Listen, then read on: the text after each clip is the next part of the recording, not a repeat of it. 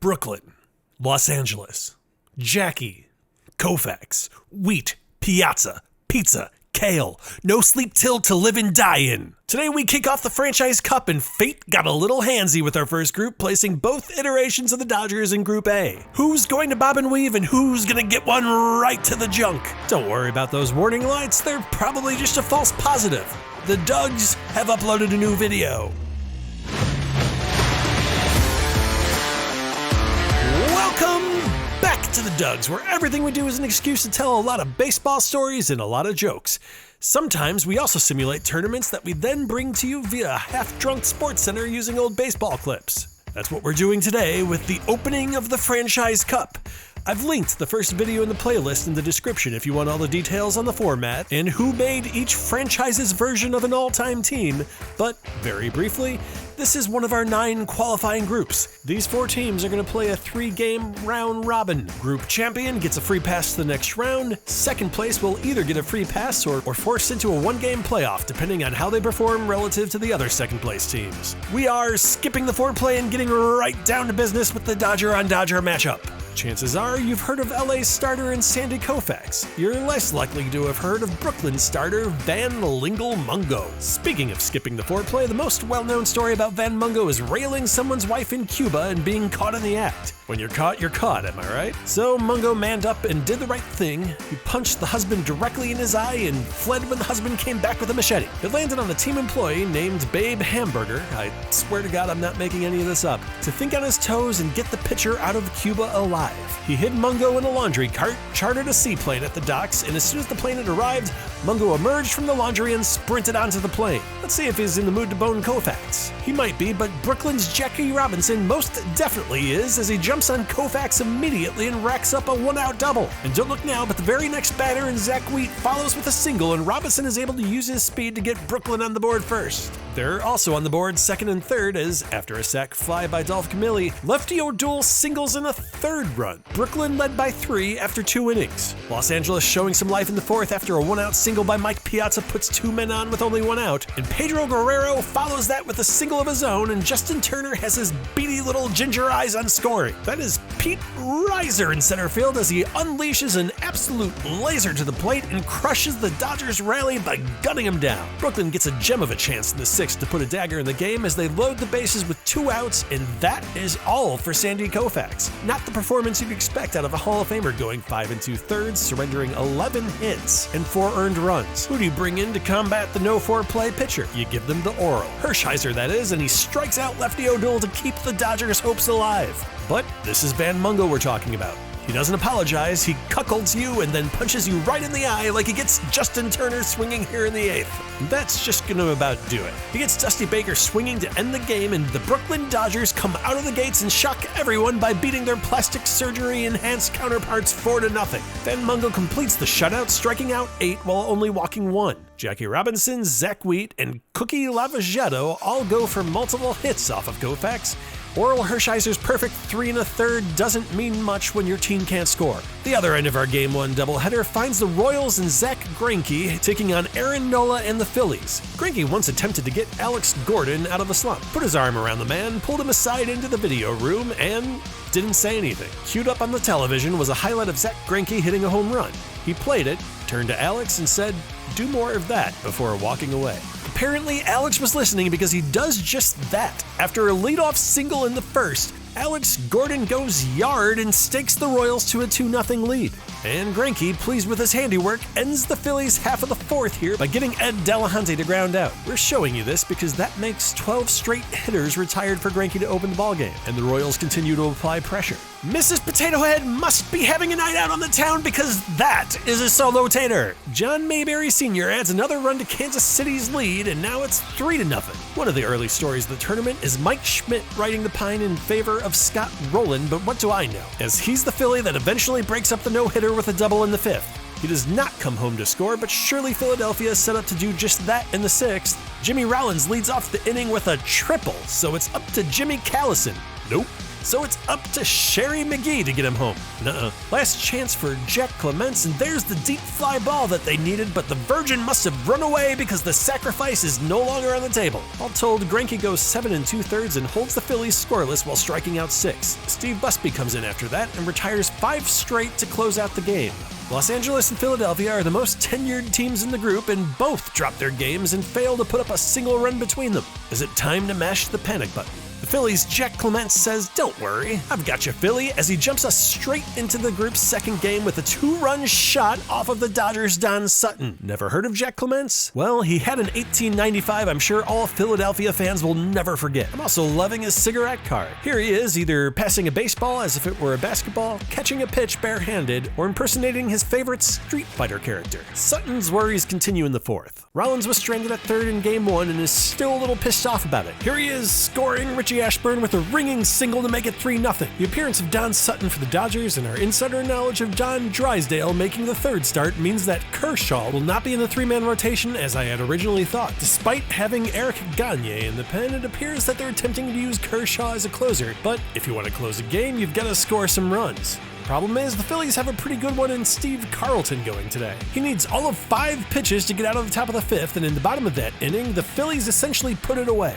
After a 4th run comes home on a Richie Ashburn sac fly, Chase Utley removes any doubt with a 2 RBI double to make it 6-0, and that is your final. The Los Angeles Dodgers are in a world of trouble and have yet to score in the tournament. They may have been better off inserting Orel Hershiser into the rotation, as he made his 2nd appearance and once again kept the opposition off the board, bringing his total to 6 2/3 innings pitched, with 11 strikeouts and only 2 hits surrendered. Steve Carlton was excellent, holding LA scoreless for 7 innings and striking out 9. Our other Game 2 features the 2 clubs that won their first matchup, so whoever wins this will be in an extremely strong position to move on. Brooklyn once again wastes no time jumping on their opponents. This is Kevin Appier for the Royals, and a Pete Reiser double places runners at 2nd and 3rd with no one out. Cookie Lavaghetto makes it 2 straight games with an RBI to open the scoring, and the rally is on as Dolph Camilli singles as well to make it 2-0. Van Mungo made a handful of runs stand up in the first game for the Brooklyn Dodgers. Can Whit Wyatt do the same? Whit Wyatt would go on to be a coach of the minor league Atlanta Crackers. There are 2 things that jumped out at me about the Crackers. I bet you think one of them is why they're named the Crackers. Nope. We have no idea why they're called that. A man named Tim Darnell wrote a whole damn book about the Crackers and admitted he couldn't turn up a reason for the club's name. In fact, the team can't seem to make up its own mind on its name, as here's the history I was able to dig up on its moniker. The Atlanta Atlantas is the kind of name that would disappoint the author's father, but I love how it came back for a year in 1894 before they decided that no, in fact, Atlanta Atlantas was a shit idea. The game quieted down for a bit as both Wyatt and Appier were pitching well, but Apier's wheels begin to fall off a bit in the 5th. A double by Lefty O'Doul makes it 2nd and 3rd with no one out, and Hall of Famer Zach Wheat scores another 2 runs with a double of his own. Wheat has a weird history. He was featured in a 2008 exhibit called Baseball's League of Nations, a tribute to Native Americans, which is really impressive given that he wasn't Native American. It was one of those situations where someone misreported something and that report was repeated by many other someones until it became accepted as fact. It's definitely something I worry about here on the Dugs. I do mostly internet research and notice that there's lots of people referring back to similar sources. If that source is wrong, we could just be repeating it into existence as fact. For a totally unrelated reason, I'd like to share that I once dated and broke up with Scarlett Johansson because she wasn't on my level. The Royals never got to Whit Wyatt, and Jackie Robinson provided a touch of icing on top of the cake with a late home run to make the final 5-0. Jackie's killing it in his first 2 games, recording 4 hits and providing Brooklyn with their only long ball thus far. At the end of Wyatt's day, he completed the shutout and struck out 7. Brooklyn has yet to surrender a run this tourney, and at 2-0, they're all but a shoo-in for the top 2. They'll take on Philly. They would need to be trounced in that next matchup to miss out on advancing, and that is only if LA crushes the Royals. Philly holds the run differential advantage over Kansas City, which will come into play if we end up with 3 clubs sitting at 2-1. For the Royals, a win partnered with the Phillies' loss will see them in the top 2 and Philly out. Alternatively, if both clubs win, but the Royals can't make up the 5-run difference between the 2 teams, that will also help them pass by. But who needs to speculate when you can simulate? Before we do that, however, it's time to revisit our new tradition of finding channels with more subscribers than us. Today's installment is John Drinks Water. His latest video in the series appears to be number 10,017. And they all appear to be essentially, you guessed it, John drinking water. For his efforts, John has racked up 70.8 thousand subscribers to my 460. If you're enjoying what you're seeing, I implore you not to let our channel disappear into this very, very weird shadow, and click subscribe, like the video, and leave us some comments about what you want to see, as those are the sorts of things that will make the Dugs a thing. Alright, let's land the plane. I think the Phillies are just trying to show off their modern day status to Brooklyn by employing the sexy new strategy of the opener. They also have the advantage of having cured polio as well, so all things are coming up Phillies today. That opener is current day player Hector Neris, and he's effective into the second before Robin Roberts comes in to replace him. For their part, the Phillies ended both the first and second innings by being caught stealing by Brooklyn catcher Roy Campanella. They should probably leave those bases right where they are. All is quiet until the fifth when Pee Wee Reese comes to the plate after the first two men reach, and his single makes it 1-0 Brooklyn. Jackie Robinson follows that with an RBI single to make it 2-0, and Zack Wheat hits a ringing double to score an additional two. 4-0 Brooklyn. These guys might just be the dark horse of the tournament. The bottom of the fifth once again finds a Philly being caught stealing, making it number 3 for Campanella. This time it's Darren Dalton, who has a reputation for driving under the influence. He's doing nothing to restore faith in his locomotion in this game. The very next inning finds Robin Roberts asking if they have any more of them openers. Pete Reiser, Pee Wee Reese, Lefty O'Doul, and Zack Wheat all double in the inning, and for the second inning straight, Brooklyn puts up a 4 spot to make it 8-0. Philly now finds themselves in a lot of trouble. Without closing the gap a bit, the Royals might be able to advance even if they lose their game. It's still 8-0 in the seventh. Philly needs a hero. It's not Darren Dalton as he goes down swinging with runners on second and third with no one out, but who do we have here? I raised my eyebrows at the decision to start Scott Rowland over Mike Schmidt, but it's time to bring in some stash. He singles to get Philly on the board, later steals second, take that Campanella, and scores on a single by Chase Utley. It's 8-3. Johnny Callison doubles and another 2 score. It's 8-5, and all of a sudden Philly is back ahead in run differential, meaning the Royals would have to win their game against the Dodgers. Don Newcomb is in for Brooklyn. He helped them get out of the seventh, but they're right back in trouble in the eighth. After a leadoff double, Newcomb walks 3 straight batters to bring home a 6th run for the Phillies, and Chase Utley nets himself a sac fly to make it a 1-run ball game. Jimmy Rollins is up with 2 men on and 2 men out, and he is going to run forever off of that one.